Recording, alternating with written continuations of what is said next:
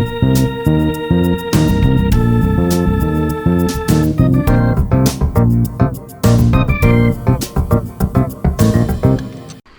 I'm Alex Pault, and I'd like to welcome you to another episode of Talking Timepieces, where we talk about watch collecting and horology. Today, we're going to take a look at the Maurice Lacroix Aikon GMT. A really nice GMT, but, you know, there are some things about it that I'm not thrilled with, but all in all, it's a good watch. Let's turn the camera around and I'll show you the things I like and I don't like about it, and you tell me what you think as well in the comments below. But before we turn the camera around, please remember to subscribe, or at least leave a like. It really helps the algorithms in the channel. Here's the Maurice Lacroix Aikon Venturer Dual Time, or GMT. They call it, on their website, it says Double Urban Adventure. But, I mean, it is a nice piece. One of the things about the Aikon is it really does try to evoke, I think, a lot of different styles, not just the Royal Oak. So, I mean, yes, you could say it's kind of like a Royal Oak wannabe-ish watch. And unfortunately, the humongous bezel can't but not make you think they're trying to copy the Royal Oak. In fact, that's one of the reasons I originally got the GMT, because at least having the GMT time zone, the second time zone numbers on the big clunky outer bezel gives it a real purpose. But all in all, it is a nice watch. It has a beautiful black face with a bit of a sunray, and actually it's very, very heavily anti-reflective, to the point where it has a very slight blue cast under the right lighting conditions, and it almost looks like they did it deliberately to give it kind of a bluish black appearance. It actually does not look bad. It's a very good looking piece. It has a very interesting and solid case design, almost Royal Oak-ish, but of course rounded as opposed to octagonal, angular. The crown guards are attached, kind of like in the Longines, and a couple of other companies. The Aquarace does it, and a couple of other watches have screwed on crown guards. And, you know, it just adds to the chunky sportiness of the piece. Now, one of the interesting things about it is that this retailed for about $27 or so, and you can get it used for about $2, and compared to a couple of recent offerings, it shows that this isn't a bad watch, but it could have been a much better watch, because it's an office GMT. The GMT hand is the independently settable one, and I'll show you that in a moment, like the Seiko GMT. And actually, interestingly enough, there are some visual cues that are similar between the two pieces. But then again, GMTs with an outer bezel, sporty, are going to have some similarities. But then again, another very nice sporty GMT that just recently came out is the Longines.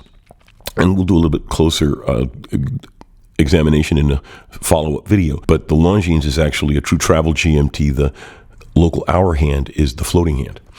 But it is a good watch in all senses. The bracelet is chunky but supple. I mean, it is a chunky. It's a nice solid bracelet. Feels good, well made, milled clasp, a little bit of perlage in there. That looks nice. So they did take the trouble to make a good piece here. I just think that they really stretched the Aikon line with this, because one of the other aspects of this that I think that didn't really think it through is it's a diver bezel, and it's only unidirectional.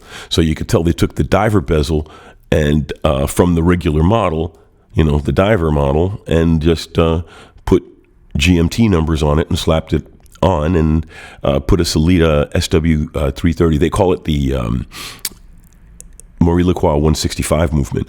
On the time grapher, it's running very well. It's going between +1 and -3. I haven't been wearing it, so it hasn't warmed up and it's just running cold. But it's running quite well, and I've never had this watch serviced, and I bought it used. So there's a plus for the SW3300 in there, or the Maurice Lacroix 165 movement that's inside this piece. It is running nice and smooth. But, and I mean, there's nothing wrong with a Solita, but basically you're looking at a piece here that is going to cost you, like I said, it retailed for about $27, $28, but you can get it used for around $2,000, $2,100 online. And it does have a nice, chunky, sporty appeal. It has quick release bracelet. All right, so you can just pop the bracelet right off, and it does have a rubber strap available. I believe it also has a leather strap available, and it just pops right on and off quite easily. So that is a great benefit to it. It's a 43 millimeter and has some decent lume, it's well legible. It is very legible, and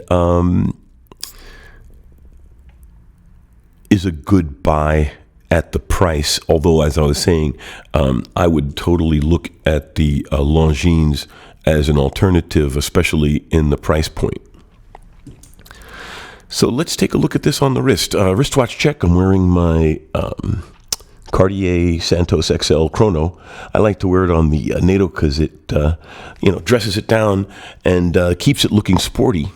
And then ta-da, put it on the wrist.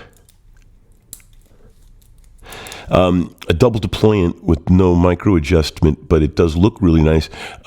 You'd have to worry about it being a little bit loose or a little bit tight by adding or removing a link.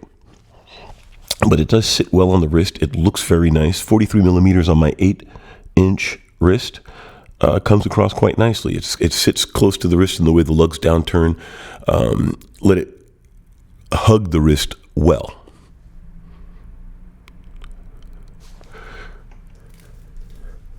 So, all in all, a good GMT, but not the best. I mean, it really isn't. Frankly, it is a good watch, but I guess I'm damning it with faint praise.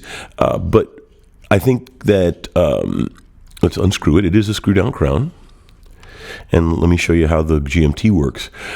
Yes, and so I might be damning it with faint praise, but it's a nice watch, but it's not a great watch. It really isn't. So here we go. So let's see. Both hands, of course. Right? So I pull it out to the first notch, and there goes the date in one direction and the GMT hand in the other, which is normally how most office GMTs work. Now, the Breitling Navitimer and a couple of others, I'm sorry, not the Breitling Navitimer, the Tag Heuer Carrera 2 GMT and a couple of others, it is a travel GMT with a flying local hour hand, but it only goes in one direction, and then it changes the date in the other. So you get the advantages of quick set date without having to have it only as a office GMT. But those are all various trade-offs that the different companies are trying to do, because some people don't mind spinning the hour hand forward to change the date, and for others, they appreciate the convenience of a quick set date. So that was the Maurice Lacroix Aikon Venturer GMT. A really nice watch, but you would have to really personally like the design to really want it over some of the other, I would say, better values out there. There are other GMT watches that you could get for that kind of money and enjoy a nice, sporty GMT watch like this Longines. Of course, the Longines came out more recently, but the Longines, like I said, we'll do a more in-depth video on the differences, because, of course, this is the star of today's show. But as I was saying, I would say that this is a B-list celebrity in the hierarchy of nice sports GMT watches.